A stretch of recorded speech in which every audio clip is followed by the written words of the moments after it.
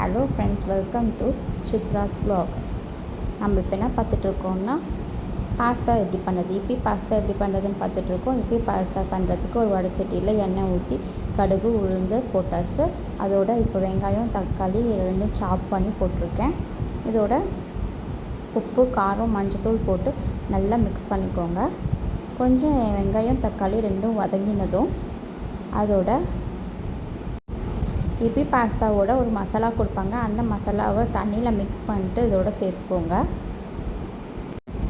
இதோட சேர்த்து நல்லா மிக்ஸ் பண்ணிட்டு ஒரு ஹாஃப் டம்ளர் தண்ணி ஊற்றி நல்லா மிக்ஸ் பண்ணி விட்டுங்க.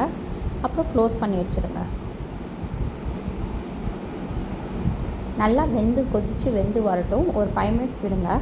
வெந்ததும் ஓப்பன் பண்ணிவிட்டு அதோட 1.5 டம்ளர் தண்ணி சேர்த்துக்கோங்க.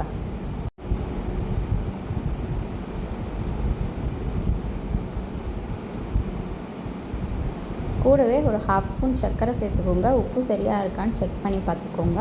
உப்பு கம்மியாக இருந்தால் மிக்ஸ் பண்ணிக்கோங்க. அதோட நம்ம பாஸ்தா பாக்கெட்டில் இருக்க பாஸ்தாவை இதோட சேர்த்து நல்லா கொதிக்க விடுங்க. கூடவே ஒரு 1.5 ஸ்பூன் பட்டர் சேர்த்துக்கோங்க. சேர்த்துட்டு ஒரு 5 மினிட்ஸ் ஓப்பன்லேயே கொதிக்க விடுங்க. கொதிச்சு முடிச்சதும் நல்லா பாஸ்தா பெருசாகிடும். அதுக்கப்புறம் அந்த பாட்டை க்ளோஸ் பண்ணி வச்சுருங்க கொஞ்சம் நேரம், ஒரு 2 மினிட்ஸ்.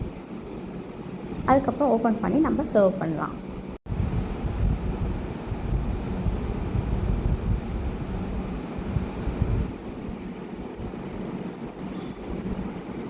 நான் சர்க்கரை கம்மியாக இருக்குன்னு கொஞ்சம் சேர்த்துக்கிட்டேன்.